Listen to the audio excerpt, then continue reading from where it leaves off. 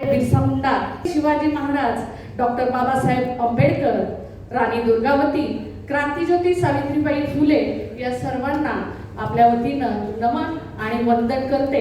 आणि या ठिकाणी सर्वांसाठी उपस्थित असलेले सन्माननीय मंत्री साहेब, त्याचप्रमाणे आमदार साहेब आणि उपस्थित सर्व मान्यवर आणि या सभागृहामध्ये उपस्थित असलेले म्हणजे सगळे भाऊ, म्हणजे दादा, माझ्या बहिणी आणि माझी बाय पकी लांबून आले ती समजी मी आम्ही पकी लांबून आलेले आहे आणि मी दुसरी वळखणची बी नाही, मग नाव बी नाही, मी फक्त आदिवासी आहे। मग मी आदिवासी आहे का? हाय का? नाही। मग मी आदिवासी आहे। समध्यांनी माझ्या बरोबर बोला, जय आदिवासी, जय आदिवासी, जय जोहार, जय जोहार। सरळ आपण मुद्द्याकडे येऊयात। साहेब, या ठिकाणी अनेक माझे भाऊ बोलले, आपली ताई बी बोलली, समध्यांनी विषय अभ्यास करून विचार करून मांडलेले आहेत आणि बोलण्यासारखं आता काय राहिलं? विचार करण्याचं काम आपलं आहे साहेब। आम्ही तर इथं फक्त प्रतिनिधी आहोत, आमच्या बहिणी बी इथं आलेल्या आहेत, पण समध्या इथं येतात असं नाही ना बुवा, पकी लांबून येतात, पाऊस पका बाहेर पडलाय, ती निसर्गाची कृपा आहे, तो तर पाहिजेच ना, कारण जंगल जल जमीन समजा आपला आहे, ते दुसऱ्याचं आहे का? नाही ना। मग ही परंपरा आपण कुठेतरी चालू ठेवायला नको का? पाहिजे ना।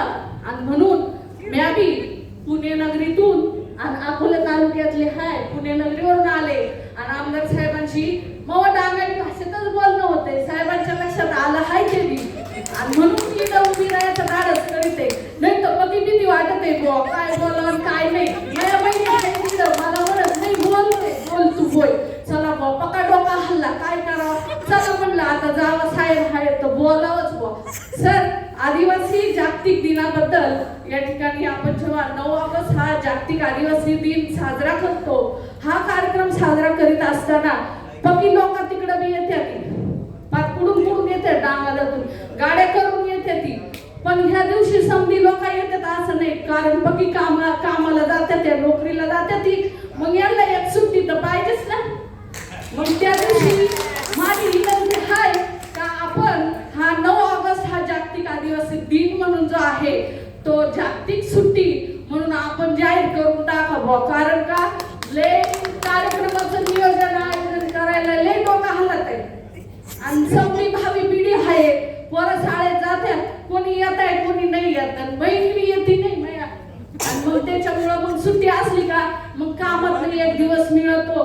तर साहेबांना विनंती आहे की या दृष्टीकडे म्हणजे हा आदिवासी समाजाचा इतिहास, संस्कृती, परंपरा, भाषा आणि हक्क यांच्या जतन संवर्धन करण्याच्या दृष्टीने अत्यंत महत्त्वाचा आहे, कारण मग आदिवासी बांधव हा कुडून येतो आणि शैक्षणिक जनजागृती करण्यासाठी आपण कार्यक्रमाचं आयोजन करतो, वेळ, साधन, संपत्ती, पैसा समजा देतो, जे आपलं आहे ते आपल्या भावंडांना बी भेटलं पाहिजे, ते समाधान त्यांना बी भेटलं पाहिजे, आणि म्हणून सुट्टी पाहिजेच गो, काही करा पण तेवढा विचार डोक्यात घ्या सर।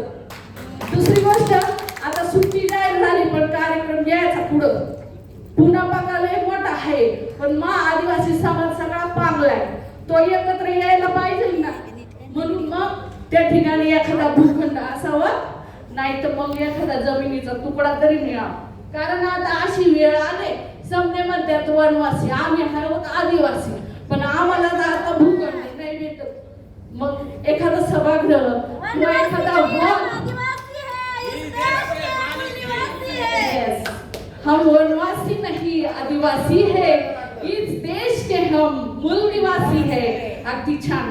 आणि म्हणून या ठिकाणी आपल्याला विनंती आहे की अशा कार्यक्रमाचं प्रशिक्षण शिबिर, विद्यार्थी मार्गदर्शन, स्पर्धा परीक्षा, वस्ती सभागृह, आमच्या कार्यक्रमाचं नियोजन आयोजन आणि बैठका यांसाठी एखादं सभागृह उपलब्ध नक्की करून द्या अशी मी कळकळीची विनंती करते, कारण मला बी माहित आहे कार्यक्रम पार मोबाईलच्या बॅटऱ्या घेऊन जिथं लोक जागा भेटल तिथं बसायला लागत आहे, सगळं सामान घेऊन काय करीत आहे, कार्यक्रम तर घ्यायलाच लागतोय, मागा हटायचं नाही, लढायचं एवढं माहिती आहे आम्हाला। दुसऱ्या मुद्द्याकडे मी येते सर, या ठिकाणी समाज संघटना ज्या आहेत यांनी आपापसातले वाद सोडून सर्वांनी समाजासाठी सर्व आदिवासी महिला भगिनींनी या ठिकाणी एकत्र यायचं. पण कायच्या माध्यमातून तर महिला बचत गटाच्या माध्यमातून यावं, सबलीकरण व्हावा, त्याच्या उपाययोजना सुद्धा साहेबांनी विचारात घ्यावा असं मला वाटतंय. ठोस पाऊल शासनाने यावं घेतलंच पाहिजे. माझ्या बहिणी पुढे आल्या पाहिजे, कोणतरी इकडं उभा राहिला पाहिजे, कोणतरी इकडं खुर्चीवर बी बसला पाहिजे. त्याच्यासाठी सुद्धा उपाययोजना या ठिकाणी केल्या पाहिजे. शासन स्तरावर महिला आयोग, कार्यशाळा, प्रशिक्षण, अल्प व्याजदर किंवा मोफत भाग भांडवल यांसारखे शासनानं विविध योजनांचा अंमलबजावणी केली पाहिजे. त्याचा पाठपुरावा मी तेवढा झालाच पाहिजे. किंवा आत्ताच आमच्या दादांनी सांगितलं, माझ्या भावाने मी सांगितलं, TRTI कार्यालयाच्या माध्यमातून महिलांचा सहभाग जास्त वाढावा.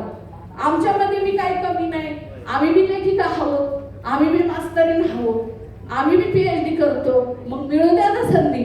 TRTIच्या माध्यमातून अशी शिबिरं आणि मोफत कार्यशाळांचं आयोजन सर नक्कीच झालं पाहिजे. त्यानंतर DBTच्या सुविधा असतील, ह्या सुद्धा आमच्या विद्यार्थिनींपर्यंत पोहोचावा. जेव्हा तळागाळातल्या माझ्या लेकीबाळी ह्या पुण्यनगरीत, मुंबई नगरीत येतात, त्यांचं अस्तित्व हे त्यांना सिद्ध करावं लागतं. इतरांपेक्षा त्या वेगळ्या नसाव्यात. आणि म्हणून त्यांना जे काही आर्थिक मदत मिळते, शिष्यवृत्त्या, याचाही सखोल परीक्षण या ठिकाणी करावं. शासनानं बोगस घुसखोरांना आळा घालण्यासाठी सुद्धा कडक कारवाई करावी, जेणेकरून आमच्या तळागाळातल्या विद्यार्थ्यांचं आणि लेकराबाळांचं भवितव्य उज्ज्वल होईल, शैक्षणिक नुकसान होणार नाही. त्याचप्रमाणे आता दादांनी सांगितलं, छोटा बिंदू नामावली लय महत्वाचा मुद्दा आहे तो बी. कारण त्याने बी आपलं डोकं हलते. किती विचार करा, काहीतरी कागदपत्री त्याचा पाठपुरावा सर झालाच पाहिजे आणि त्याच्यावर लक्ष दिलं पाहिजे. बोगस क्रिमिनल असून कायद्याचा गैरफायदा घेतात. कारण का, हे वातावरण आता आपण बदललेलं बघत आहोत, त्याच्यावरून आपल्या लक्षात येतं. आताच साहेबांनी सांगितलं, बनावट कागदपत्रांना आळा हा बसलाच पाहिजे. दादा आता बोलला, पेसा पदभरतीचा प्रश्न सुटला तर कुठंतरी आमच्या बहिणी बी नोकरीला लागतील, 2 पैसे त्यांना बी भेटतील, बचत गटाच्या माध्यमातून त्यांना ते सोयीचं होईल. आणि म्हणून या ठिकाणी महत्वाचं म्हणजे वनवासी नसून आपण आदिवासी आहोत आणि ह्या वनवासीपणाचा निषेध करायला आम्ही माय बहिणी इथं उपस्थित आहोत. मग त्यांच्यासाठी ही जी लाडकी बहीण योजना राबवली जाते, याचा पैसा जातो कुठे, तो खरंच आमच्या बहिणींपर्यंत पोहोचतो का, त्याचा काही उपयोग होतो का, याचा सुद्धा सरांनी नक्की विचार केला पाहिजे. आपण सर्वांनी या लेकीला काही चुकलं मागलं असेल तर सांभाळून घ्यावं, काही शब्द गेला असेल तर चूक द्यावी घ्यावी. आणि सर्वांनी मला या ठिकाणी 2 शब्द बोलण्याची संधी दिली. मी आपल्या सर्वांची खूप ऋणी आहे, आभारी आहे.